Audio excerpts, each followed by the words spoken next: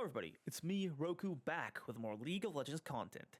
Now, your eyes are not deceiving you because we are on the Astralis LOL channel. I've been brought along to create some of the best League of Legends videos for you guys, with the first one being a guide on Jinx, the loose cannon. Now, Jinx has very straightforward mechanics, which leads to her becoming one of the easier AD carry champions to pick up. But unlike some of the other AD carry champions, her skill ceiling is deceptively high. Kiting things properly in teamfights, dodging abilities, using your ultimate and your other abilities properly are the things that set apart the normal Jinx players versus some of the best Jinx players. Jinx is one of the strongest AD carries in Season 12 right now, with a record high pick rate and win rate. This basically means that if you want to dominate the AD carry role right now, you better pick this champion up. If you need a placeholder champion for ADC in case you get filled there, Jinx is also a very straightforward and powerful option. Now, Jinx's strength mainly lies in her recent mechanic with her passive, which basically makes it so that every time you get a kill or you destroy an objective, whether that be a turret or even like a Rift Herald, you get a ton of attack speed and move speed. This basically allows for Jinx to take one person down and use her massive AoE damage from her Q to just take down entire teams at once on her own, and with proper kiting, you can be absolutely untouchable. Jinx also has decent self-peel with her E and her W if you use them correctly, and if you have a champion that can get a lot of CC out like a tanky support, you really can follow up on their CC with your own CC with your Chompers or your W to really secure kills. Jinx also possesses one of the most powerful global ultimates, allowing her to steal objectives, go for kills that would have otherwise gotten away, or just use it as poke because it does a ton of AoE damage. Her weaknesses basically lie in the fact that once you get on top of her, she can't really do that much to save herself. She's very like, it's hard to get to her, but once you do, she kind of just dies. Her self-peel, while it's good enough, it's usually not the best unless you can kill the person during the time it takes for them to walk around the Chompers. Her inherent AD carry nature makes it so that she cannot really hold side lanes that well, so if you have the choice, make sure you farm mid lane near your support instead of on a side lane where a big beefy top laner who's like 0-10 can 1v1 you. Her max order for most games are Q first, then W, and then E. We don't really get anything from ranking E up, so it's Q, W, E, with you putting a point into ultimate whenever you can. As for the summoner spells, you mostly want to go for Flash Heal. This is the universal choice that most people pick. If you're up against very annoying CC in lane or whatever, you can go for Flash Cleanse. And if you're up against very powerful assassins and things that you need to peel yourself against, Flash Exhaust is also a very powerful option.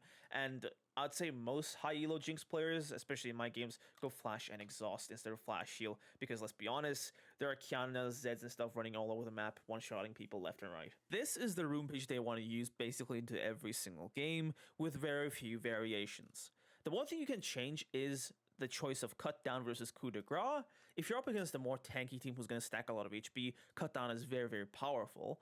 But if you're up against a squishier team, then coup de grace can be quite clutch, especially since getting that kill with Jinx is so important. So like, someone's running away at like 200 health, you want that last rocket to kill them so you can wipe out the entire enemy team. So if you're up against tanky people, cut down. If you're up against squishy people, coup de grace. Aside from that, you can basically keep this whole page the exact same from game to game to game. As for her build path, there are basically two routes you can take with Jinx. One is the safe path, and one is the more damage-focused path. The safer items like Galeforce and Rapid Fire Cannon focus on making sure you are safe, you can kind of dash away from people when they get on top of you, and then you can get some crucial long-range auto attacks to really make sure you're in a safe distance from the enemy team. The damage-focused abilities, so Kraken Slayer and Phantom Dancer, are for games where you really need that extra damage, and you already have enough peel because you duo with your support, or because you just have a good support or like a good team with tanks and stuff. So yeah, if you have good team play and good teammates, then going for damage is more acceptable, but usually, because it's solo queue, you're mostly going to go for the safer route with Galeforce and then Rapid Fire Cannon. You have to pick one from each of these, and after you go for like these two items out of these four, then we get into IE and LDR. Infinity Edge synergizes with crit champions very, very well, so it's basically a core build, especially for Jinx. And Lord Dominus Regard is absolutely one of the most powerful ADC items, and even if the enemy builds a tiny amount of armor, LDR is still amazing because it just lets you cut through armor like butter. LDR removes armor as a counter to you, so if the enemies are building a ton of armor, they have a Malphite or something, buy LDR and all your worries are gone. Now, which one do we buy first? If they have a lot of people stacking armor early, then LDR first. But if we're fed, if the enemies are squishy, nobody's building armor, then Infinity Edge first will be better, but definitely get them both. As for last item, you have a lot of choice in terms of where you would want to go, but for most games you're going Guardian Angel because late game, everybody kills you in a thought. And if you die and your team is kind of left without you, that might be just the end of the game. So Guardian Angel functions perfectly. Not to mention how it builds out of Stopwatch, which allows for you to survive a dive from like a Rengar or like a Talon or something and live because Zanya's Hourglass active is very balanced. Now, there are some games where you can't go Guardian Angel. Say a game where you have to go anti-heal. Unless your support is an enchanter who can go Chemtech Putrefier, you will have to go Executioner's Calling and be the main applier of anti-heal. And if you have to do this, then going for Mortal Reminder last item is a great option. But make sure you go it last item. Most of the time when we buy items for utility, whether it be Hex Drinker, Executioner's Calling, or QSS, we mostly just buy it and sit on it until we can get our other more impactful items out of the way, and we only get it because we have nothing else to buy, right? Finishing Mortal Reminder isn't really that impactful, so if you're up against like a Soraka/Yuumi lane, get this, forget about it until the end, and then just build a 6th item. But this is only if you don't have a support that has Chemtech Putrefier, okay? So like if you do have a support like a Lulu or something that can build it, tell them to build it so that you can sell this for GA because that's way better for you. Same deal for Mercurial Scimitar. If you need QSS in your game, then just buy it, use it for the whole game, and then build it to Merc Scimitar. Mao of Malmortius was reworked recently in their Bruiser item rework, and it is now a very strong anti-mage item for champions that stack a lot of AD, 80 carries. So as a Jinx, you can build this item if you're having problems with enemy mages one-shotting you, but then again, just sit on Hex Drinker and, don't bother with upgrading it until the end. Lastly, if all you care about is just damage, then Bloodthirster is the perfect last item, but I have to tell you, it's not that safe. You're better off just going for GA, but it's there. If all you care about is just destroying people with damage and your lifesteal helping you out in those crucial fights. Anyway, that is it for her item build. I'm going to include this item set in the comments below, so be sure to check that out so you can use this and have it in your games. In terms of laning, Jinx does not really have the most amount of power to work with earlier on especially, so you have to rely on your support to do the heavy lifting. If you're up against an easy matchup, you should use your superior Q range with your rockets to poke people and get them out of lane, or best case scenario, go for kills with your support and really snowball yourself and get your items. Jinx tends to do poorly against more hyper-aggressive and mobile AD carries, so champions like Vayne, Tristana who can get up in your face and destroy you, she doesn't do well against them, so you're going to be looking to farm up and get your items rather than go for aggressive plays, unless the enemy ints and griefs and goes for something that's dumb. Make sure to practice wave control to spend as little time as possible pushed up on the enemy's side of the lane, because against these bad matchups, the further you are from your own turret, the more likely you are to just get destroyed. Play carefully, farm up for your items, and once you have your ultimate, look around the map for kills.